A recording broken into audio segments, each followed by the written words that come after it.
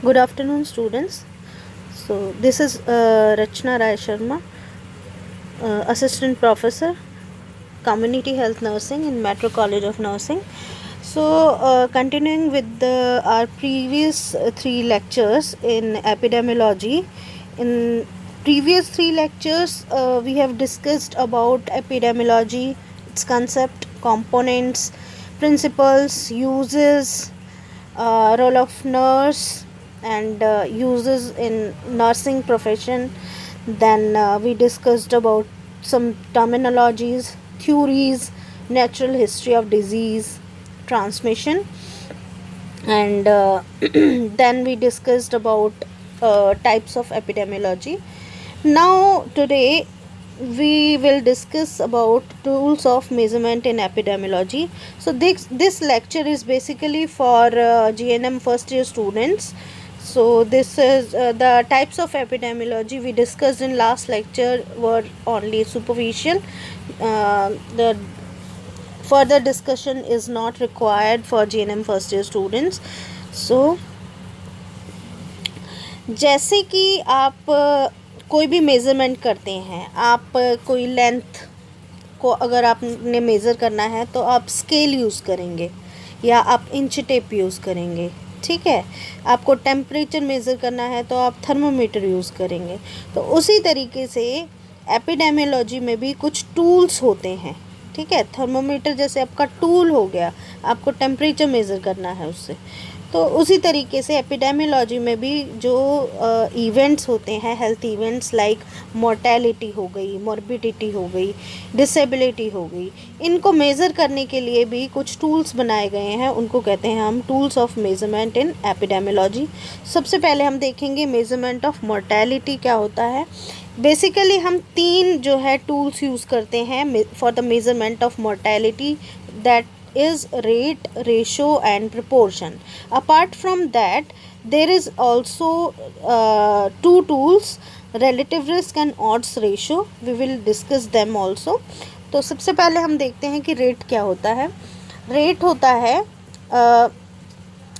किसी भी particular population में during a particular time period, ठीक है, कोई भी हेल्थ इवेंट का होना, उसकी मेज़रमेंट को कहते हैं हम रेट। हेल्थ इवेंट या कोई डिज़ीज़, ठीक है, कुछ हुआ है उस पर्टिकुलर टाइम ड्यूरेशन में किसी भी पर्टिकुलर पॉपुलेशन में, जैसे कि बर्थ रेट हो गया हमारा, ग्रोथ रेट हो गया, डेथ रेट हो गया, एक्सीडेंट रेट हो गया। ये यूजुअली हम एक्सप्रेस करते हैं पर 100 या पर 1000, ठीक है। ये हम उससे ज़्यादा भी जो है पॉपुलेशन इसमें ले सकते हैं, 10,000 ले लिया, ठीक है। तो ये डिपेंड करता है कि हम कितनी पॉपुलेशन को स्टडी कर रहे हैं, उस हिसाब से जो है हम एक्सप्रेस करते हैं। अब रेट में आपको सबसे पहले ये पता होना चाहिए कि न्यूमरेटर क्या होता है, डिनोमिनेटर क्या होता है। अब ये जो फ्रैक्शन दी गई है 3/4, इसमें न्यूमरेटर तो है 3 और डिनोमिनेटर है 4, ठीक है। तो अब आपको पता लग गया न्यूमरेटर क्या होगा, डिनोमिनेटर क्या होगा। तो रेट में देखते हैं हम, फॉर एग्जांपल डेथ रेट में number of death in 1 year divided by total mid year population into 1000। तो रेट में जब भी हम देखेंगे एक न्यूमरेटर होगा। न्यूमरेटर क्या है इसमें, number of death in 1 year is numerator, कि एक साल में कितनी डेथ हुई है total. Denominator total mid year population, उस पर्टिकुलर एरिया की मिड ईयर किसी साल के बीच में जो है पॉपुलेशन कितनी है टोटल, तो वो हो गया हमारा डिनोमिनेटर। इनटू 1000 हो गया हमारा मल्टीप्लायर, ठीक है। और एक इसमें है टाइम स्पेसिफिकेशन, यानी कि 1 ईयर, एक साल, या फिर हम कह सकते हैं कि ड्यूरिंग 2019 का जो है हमारा डेथ रेट क्या है। तो उसमें हम लिखेंगे number of death in 2019 divided by total mid year population in 2019 into 1000, ठीक है। तो इसमें न्यूमरेटर हो गया हमारा, डिनोमिनेटर हो गया, टाइम स्पेसिफिकेशन हो गई हमारी, और मल्टीप्लायर हो गया। ये चार चीज़ें हम रेट में देखेंगे। और क्या देखेंगे हम इसमें, जो हमारा जो न्यूमरेटर है वो डिनोमिनेटर का ही एक पार्ट होता है।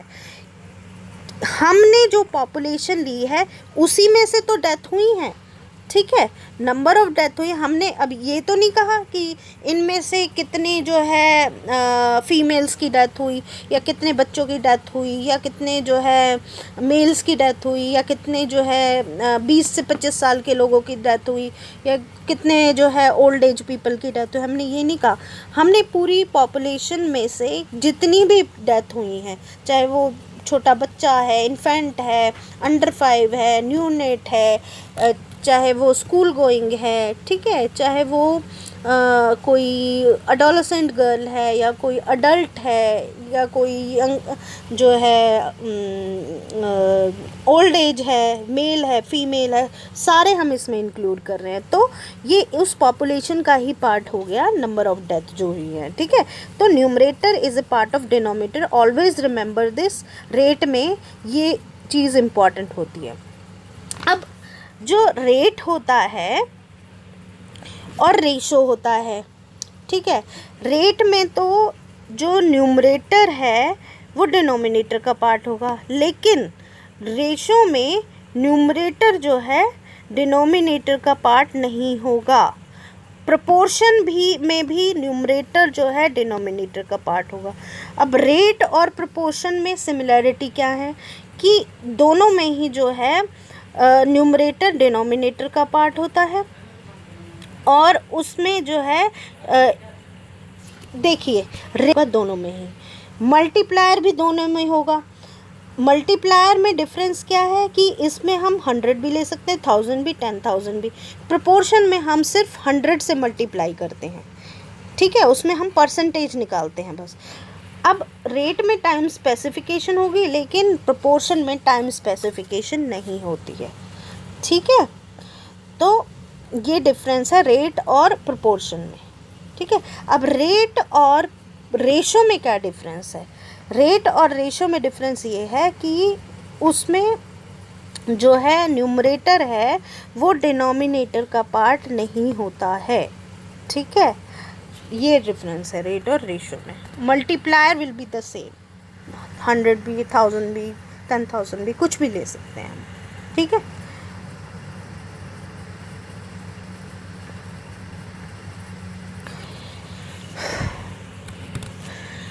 Coming to the ratio, ratio क्या होती है? तो रेशो हम यूजुअली मैथमेटिक्स में पढ़ते आए हैं, आप स्कूल टाइम में पढ़ते आए हो कि रेशो क्या होती है, दिस डिवाइडेड बाय दिस, इसको हम रेशो कह देते हैं। तो सबसे अच्छा एग्जांपल है male to female sex ratio, ठीक है। सेक्स रेशो कितने फीमेल्स में किसी भी एक स्टेट में, या किसी भी एक कंट्री में, किसी भी एक पर्टिकुलर एरिया में, टोटल किसी भी विलेज में मान लो, टोटल नंबर ऑफ फीमेल्स पे कितने मेल्स हैं, या टोटल नंबर ऑफ मेल्स पे कितने फीमेल्स हैं, ठीक है। ये हम देखते हैं सेक्स रेशो में। A ratio often compares to rates, death rate for women and men at a given as.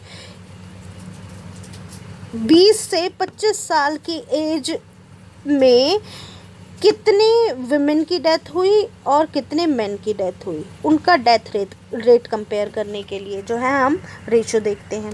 दूसरा रेशो किस लिए देखते हैं? किसी भी दो क्वांटिटी का साइज़ क्या है, साइज़ के बीच में रिलेशन क्या है वो देखते हैं। जैसे कि डॉक्टर पॉपुलेशन रेशो, ठीक है, कि भाई कितनी पॉपुलेशन पे कितने डॉक्टर्स अवेलेबल हैं।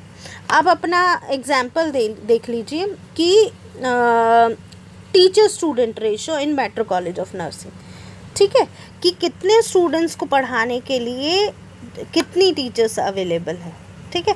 इसमें क्या करेंगे हम, टोटल जो है स्टूडेंट्स ले लेंगे, टोटल टीचर्स ले लेंगे, हम उनको डिवाइड कर देंगे, ठीक है। तो total students divided by total teachers, उसमें से जो आता है हमारा कि भाई मान लीजिए कि 100 स्टूडेंट्स पे एक टीचर अवेलेबल है पढ़ाने के लिए, तो ये आ गई हमारी स्टूडेंट टीचर रेशो। ऐसे ही मेल फीमेल रेशो, ऐसे WBC RBC रेशो, इस तरीके से हम जो है ये रेशोज़ निकाल सकते हैं।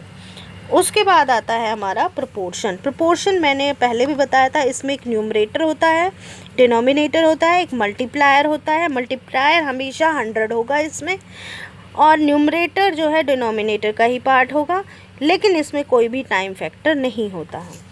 ये देखिए एक फ्रैक्शन दिया हुआ है 1/3 इज इक्वल टू 2/6, होगा कि नहीं होगा? 2/6 को अगर हम डिवाइड करेंगे तो 1/3 आएगा, तो 1/3 इज इक्वल टू 2/6, ये प्रपोर्शन हो गया।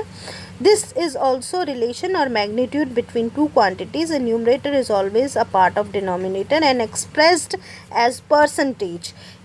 कब, जब एग्जाम्पल देखिए, proportion of female students in metro college of nursing, ठीक है, इसमें हम जो है total number of females, total number of students देख लेंगे। मेट्रो कॉलेज ऑफ नर्सिंग में कितने हैं, divided by total number of female students, उसमें से हमारा जो है प्रोपोर्शन निकल आएगा कि जो है 60% या 70% जो है फीमेल स्टूडेंट्स हैं, ठीक है।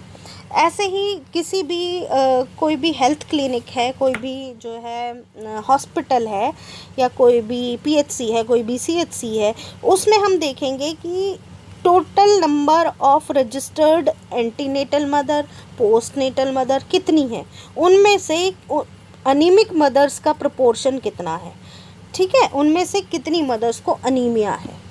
टोटल नंबर डिवाइडेड बाय जो है अनीमिक मदर्स जितनी, उसमें से अनीमिया होगा जितनों को, तो वो प्रोपोर्शन आ जाएगा कि these much 60% mothers are anemic, ठीक है, इनटू 100 करते हैं हम हमेशा ही। Relative risk. अब रिलेटिव रिस्क क्या होता है? ये पहले 3 बहुत इम्पॉर्टेंट थे, रेट्स, रेशो और प्रोपोर्शन। ये 3 टूल है किसको, मोर्टेलिटी को मेज़र करने के लिए। अब 2 टूल और हम पढ़ेंगे मोर्टेलिटी को ही मेज़र करने के लिए। पहला है रिलेटिव रिस्क, दूसरा है ऑड्स रेशो। रिलेटिव रिस्क ये क्या बताता है कि भाई अगर 2 ग्रुप्स में कोई एसोसिएशन है तो वो कितनी स्ट्रॉन्ग है, ठीक है। What is the ratio of risk of disease in exposed individual to the risk of disease in unexposed individual. For example, risk in exposed, smokers में लंग कैंसर होने का कितना रिस्क है डिवाइडेड बाय नॉन स्मोकर्स में lung cancer होने का कितना रिस्क है।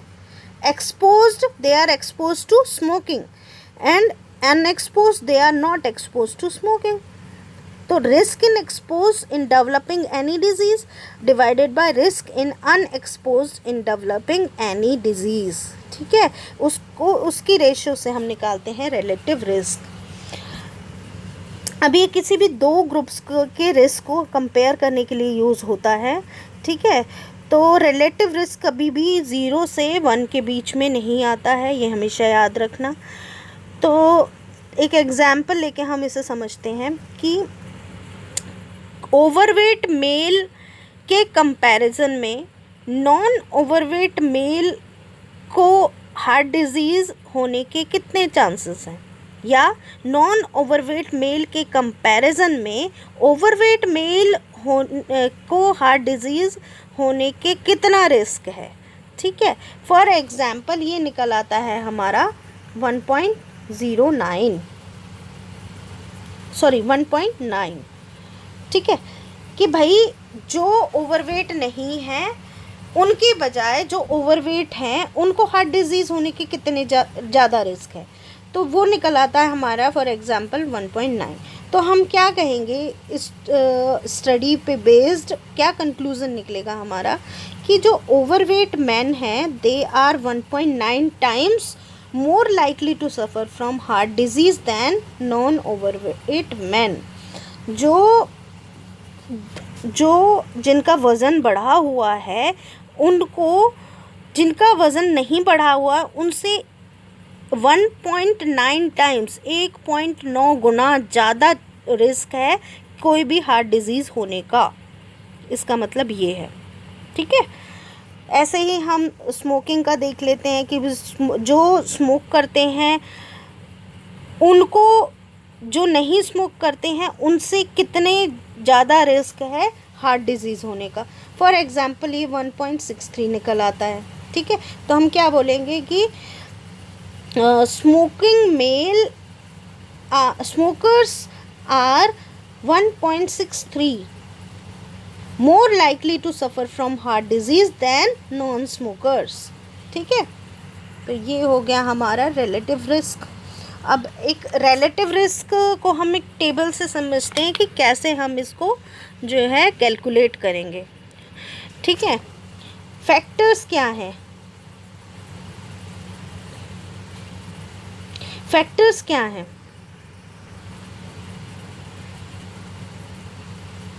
फैक्टर्स हैं एक्सपोज ग्रुप और नॉन एक्सपोज ग्रुप। मान लीजिए ये स्मोकर हो गए, ये नॉन स्मोकर हो गए, ठीक है। इंसिडेंस क्या है, किस में डिजीज़ हुआ, कैंसर है इनको नहीं है। I am sorry. तो एक्सपोज ग्रुप में आ गए स्मोकर, नॉन एक्सपोज ग्रुप में आ गए नॉन स्मोकर। इंसिडेंस यानी कि डिजीज़ किसको है, कैंसर किसको है और कैंसर किसको नहीं है। मान लीजिए एक्सपोज्ड ग्रुप जो स्मोकिंग करता है, जिनको डिजीज़ है वो है ए, ठीक है। जो स्मोकिंग करता है और उनको कैंसर नहीं हुआ है वो है बी। जो स्मोकिंग नहीं करता है और फिर भी उनको कैंसर हो गया है वो है सी। जो स्मोकिंग नहीं करता है और जिनको कैंसर भी नहीं है वो है डी, ठीक है। तो हम ये टोटल कर लेते हैं ए प्लस बी और सी प्लस डी। उसके बाद हम देखते हैं रिलेटिव रिस्क को कैसे कैलकुलेट करेंगे। Incidence risk among an expose group. अब इंसिडेंस आपको निकालना आना चाहिए कि इंसिडेंस कैसे निकालते हैं। इंसिडेंस निकालते हैं हम total number of new cases divided by population at risk. New cases कितने हैं? एक्सपोज ग्रुप में न्यू केसेस हैं जिनको डिजीज़ हुआ है वो, यानी कि A divided by A plus B, ये होगी population at risk. Expose group की पॉपुलेशन एट रिस्क वो है ए प्लस बी, जिनको डिजीज़ है और नहीं है वो सारे रिस्क पे हैं, स्मोकिंग करते हैं जो, ठीक है। तो A divided by A plus B, ये हो गया incidence risk among an expose group divided by incident risk among a non expose group. अब नॉन एक्सपोज ग्रुप पे आइए। इस पे नॉन एक्सपोज ग्रुप में देखेंगे हम कि इंसिडेंस नॉन एक्सपोज ग्रुप का न्यू केसेस यानी कि जिनको डिजीज़ हुआ है C divided by C plus D population at risk, ठीक है। C divided by C plus D, ये हो गया हमारा incidence in non expose group. तो incidence risk in expose group divided by incidence risk in non expose group, ठीक है। ये आ जाएगा हमारा रिलेटिव रिस्क। ये हम ऐसे कैलकुलेट करेंगे। अब रिलेटिव रिस्क तो होता है किसी भी फैक्टर एक्सपोजर, किसी भी कोई भी एक्सपोजर हो रहा है स्मोकिंग से, ठीक है। स्मोकिंग है जैसे एक्सपोजर, ये चीज़ें होती हैं जो आपको कोई भी डिजीज़ कॉज करती हैं, ठीक है। कॉजेटिव फैक्टर जो होता है हमारा, तो कोई भी पॉजिटिव फैक्टर है या कोई भी एक्सपोजर है वो हम किसी भी इंडिविजुअल को डिजीज़ होने के चांसेस को कितना बढ़ा देता है, डिजीज़ होने के इंसिडेंस को कितना बढ़ा देता है, ठीक है। ये तो हम देखते हैं इंडिविजुअल में रिलेटिव रिस्क। लेकिन ये जो है हम एट्रीब्यूटेबल रिस्क देखते हैं, हम ग्रुप में देखते हैं कि किसी भी ग्रुप के इंसिडेंस रेट को कितना बढ़ा देता है, ठीक है, कोई भी डिजीज़ होने को। इसमें हम क्या कर रहे थे, डिवाइड कर रहे थे, इसमें हम माइनस करेंगे। Incidence risk among an expose group, वही A divided by A plus B, minus incidence risk among non expose group, C divided by C plus D. ये हमारा आ गया एट्रीब्यूटेबल रिस्क। तो रिलेटिव रिस्क हमारा इंडिविजुअल्स के लिए होता है और एट्रीब्यूटेबल रिस्क हमारा ग्रुप्स के लिए होता है। क्लियर?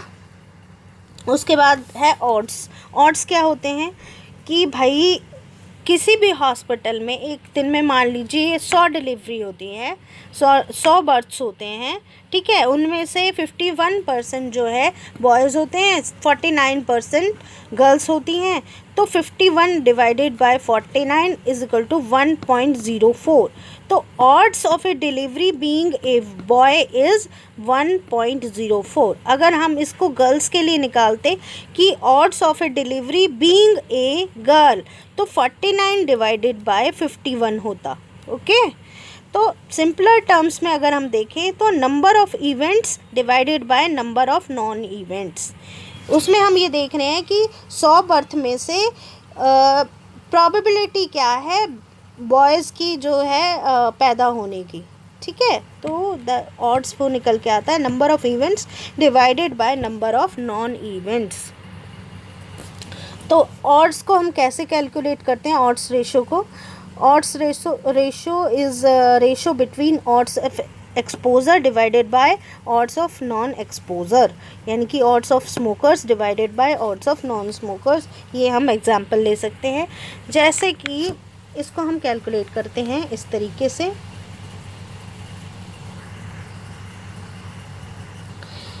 देखिए A into D divided by B into C, मतलब कि स्मोकर्स जिनको कैंसर है और नॉन स्मोकर्स जिनको कैंसर नहीं है। स्मोकर्स जिनको कैंसर है A, नॉन स्मोकर्स जिनको कैंसर नहीं है वो है D। ठीक है, इन दोनों को मल्टीप्लाई करना है, डिवाइडेड बाय स्मोकर्स जिनको कैंसर नहीं है और नॉन स्मोकर्स जिनको कैंसर है, इनको मल्टीप्लाई करना है। A into D divided by B into C। ठीक है, A into D divided by B into C, इसको हम कैलकुलेट करते हैं इस तरीके से। Measurements of morbidity. Now coming to the measurements of morbidity, we have discussed now the measurements of mortality, that were rates, ratio, proportion, relative risk and odds ratio. Now coming to measurements of morbidity, these are incidence and prevalence. Incidence क्या होता है, कोई भी जो नए case होते हैं किसी भी डिजीज़ के वो होते हैं इंसिडेंस, और जो सारे केसेस होते हैं न्यू भी ओल्ड भी वो सारे जो एग्जिस्ट कर रहे हैं वो सारे होते हैं प्रेवलेंस। प्रेवलेंस को हम कैसे कैलकुलेट करेंगे? All cases of any disease divided by population at risk, और इंसिडेंस को करेंगे हम new cases divided by population at risk. इससे समझिए, इस डायग्राम की हेल्प से आप समझिए कि इंसिडेंस क्या होता है और प्रेवलेंस क्या होता है। इंसिडेंस कोई भी जो नए केस आ रहे हैं, ये जो नए केस आ रहे हैं, नया जो पानी है वो टैप में से वो आ रहा है। प्रेवलेंस जो कोई भी जितने भी सारे केसेस हैं, चाहे वो डिजीज़ उसमें दोबारा से हो रहा है, रीअकर हो रहा है, ठीक है, कुछ भी है, सारे वो आते हैं प्रेवलेंस में। जो टोटल न इंसिडेंस भी आ गया इसमें और जो पहले के केस हैं वो भी आ गए, ओल्ड प्लस न्यू। लेकिन अब हम प्रेवलेंस में से हम क्या माइनस कर देंगे? जो ठीक हो गए हैं, ठीक है, जिनको अब डिजीज़ नहीं है, और जो मर गए हैं, मोर्टेलिटी जिनकी हो गई, उनको हम माइनस कर देते हैं, तो वो जो बच जाता है दैट इज़ प्रेवलेंस। अब कुछ स्पेशल इंसिडेंसेस हैं, उनको एक होता है हमारा अटैक रेट होता है, एक हमारा होता है secondary attack rate. Attack rate क्या होता है? फॉर एग्जांपल, आप किसी भी फैमिली में कोई डॉक्टर है, वो जैसे अभी कोविड-19 चल रहा है, तो वो डॉक्टर जो है डेली जाता है हॉस्पिटल ट्रीटमेंट के लिए। अब उस डॉक्टर को वो अगर उसको इन्फेक्शन हो गया मान लीजिए, तो जो उसको इन्फेक्शन हुआ है दैट इज़ अटैक रेट। ठीक है, अब वो अपने घर आता है, घर में उसकी वजह से उसकी जो फैमिली को जो एक्सपोजर होता है, जो इन्फेक्शन होता है, वो हो गया अब सेकेंडरी अटैक रेट। ठीक है, तो जो फैमिली वाले हैं वो उनको तो होगा सेकेंडरी अटैक रेट, और जो डॉक्टर है उसको होगा अटैक रेट।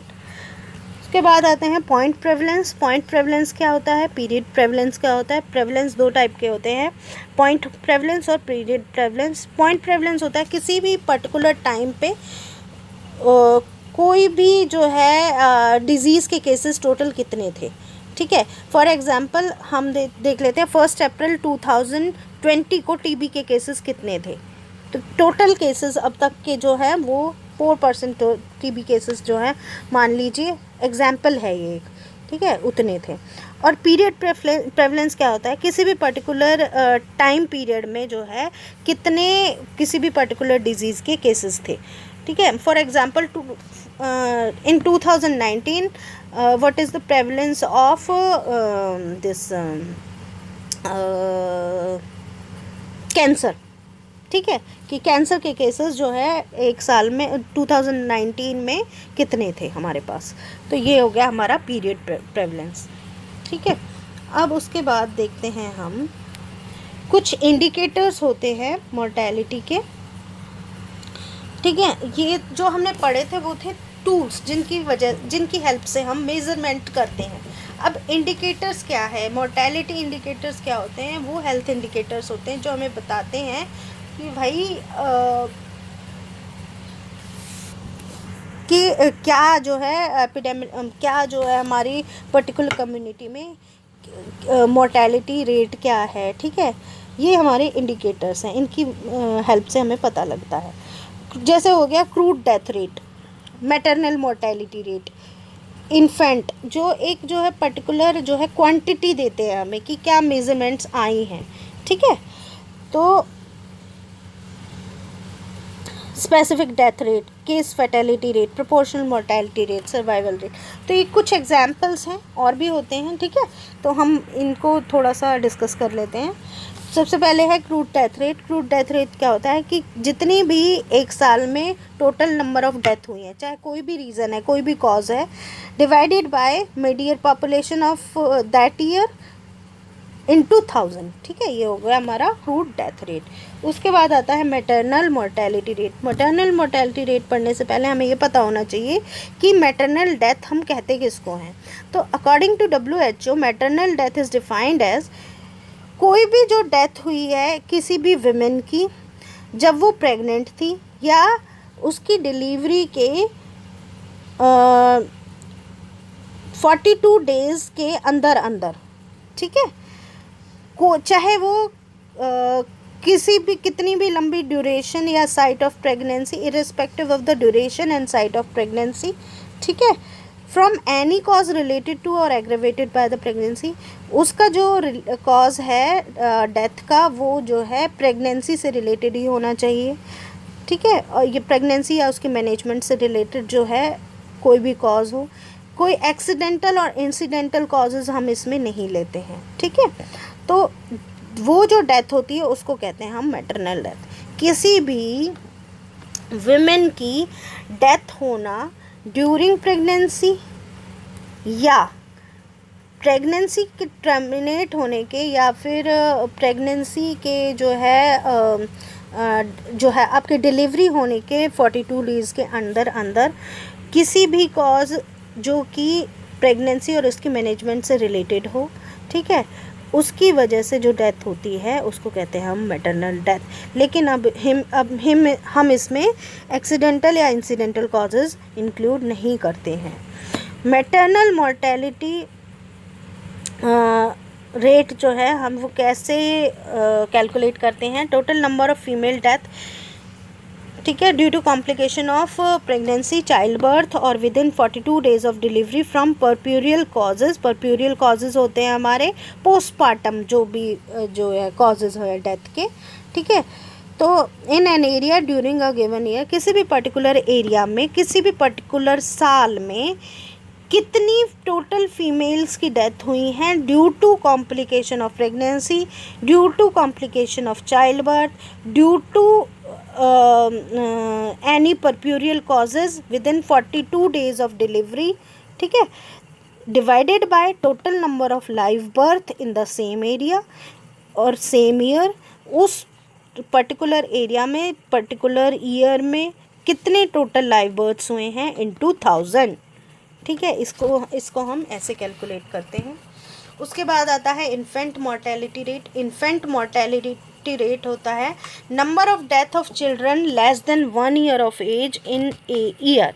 किसी भी पर्टिकुलर ईयर में less than 1 year of age कितने बच्चों की डेथ हुई है, divided by number of live birth in the same year, उस साल कितने लाइव बर्थ्स हुए हैं इनटू 1000। उसके बाद आते हैं specific death rate. Specific death rate में एक तो आता है हमारा कॉज स्पेसिफिक डेथ रेट, जैसे कि क्या कोई पर्टिकुलर कॉज स्पेसिफिक हो गया, जैसे कि एक्सीडेंट्स की वजह से कितने डेथ रेट, क्या डेथ रेट है, रोड एक्सीडेंट डेथ रेट, कोई पर्टिकुलर डिजीज़ है, ठीक है, मान लीजिए टीबी की वजह से या कैंसर की वजह से, ठीक है। उसके बाद है एज स्पेसिफिक जो है आ गया। एज स्पेसिफिक में इन्फेंट मॉर्टेलिटी रेट, ये इन्फेंट्स का ही है स्पेसिफिकली। चाइल्ड मॉर्टेलिटी रेट हो गया, नियोनेटल मॉर्टेलिटी रेट हो गया। उसके बाद है सेक्स स्पेसिफिक डेथ रेट, यानी कि पर्टिकुलर टू वन जेंडर, जैसे कि मैटरनल मॉर्टेलिटी रेट हो गया, ये फीमेल्स के लिए है, ठीक है।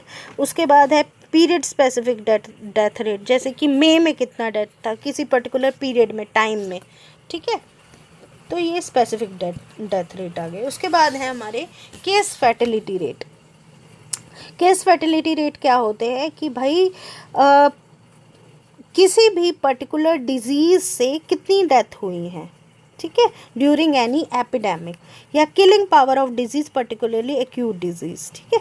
जैसे कि case fatality rate of cholera, अगर हम देखें कि कॉलेरा के टोटल नंबर ऑफ केसेस कितने थे और उनमें से कितनी डेथ हो गई, तो number of death due to cholera divided by total number of cholera cases into 100, ठीक है, ये आ गई हमारी केस फैटिलिटी रेट। उसके बाद प्रोपोर्शनल मोर्टेलिटी रेट।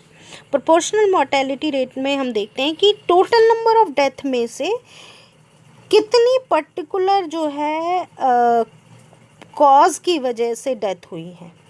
मतलब कि जैसे हम अंडर 5 प्रोपोर्शनल मोर्टेलिटी रेट देखते हैं कि अंडर 5 जो चिल्ड्रन हैं, 5 साल से कम एज के जो बच्चे हैं, उनकी डेथ का प्रोपोर्शन क्या है किसी पर्टिकुलर एरिया में ड्यूरिंग ए पर्टिकुलर टाइम, ठीक है। मान लीजिए 2019 में इंडिया में टोटल नंबर ऑफ डेथ कितनी हुई, उनमें से हम देखेंगे कि number of death below 5 years of age कितनी थी, ठीक है। Number of death below 5 years of age divided by total number of all death due to any cause into 100, ये हो गया प्रोपोर्शनल मॉर्टेलिटी रेट। अब होता है हमारा सर्वाइवल रेट। सर्वाइवल रेट में हम देखते हैं कि कितने जो है कोई भी थेरेपी जब हमने प्रोवाइड करी उससे कितने लोग सर्वाइव कर गए, कोई भी ट्रीटमेंट जो हमने दिया है उससे कितना सर्वाइव लोग कर गए हैं। सर्वाइवल रेट में आता है patients alive at the end of, जैसे ये हमने एग्जांपल लिया है कैंसर थेरेपी का, कि मान लीजिए कैंसर से 5 साल बाद भी कितने लोग जिंदा हैं, divided by total number of patient treated. जितने भी पेशेंट्स को हमने कैंसर थेरेपी, कोई पर्टिकुलर कैंसर थेरेपी दी, ठीक है, उनमें से कितने लोग 5 साल बाद भी जिंदा हैं। The patient alive at the end of 5 years divided by total number of patient treated into 100. This is called as survival rate. So this is all about epidemiology. तो basically epidemiology, this is very important topic in community health nursing. तो आपको ये बहुत अच्छे से पढ़ना है, और इसको जो भी है टाइप्स थोड़ा सा कंफ्यूजिंग है, so you can consult me anytime, you can call me, you can text me anytime if you have any query related to epidemiology. I hope you will understand these lectures in 4 parts I have given about epidemiology. Thank you so much.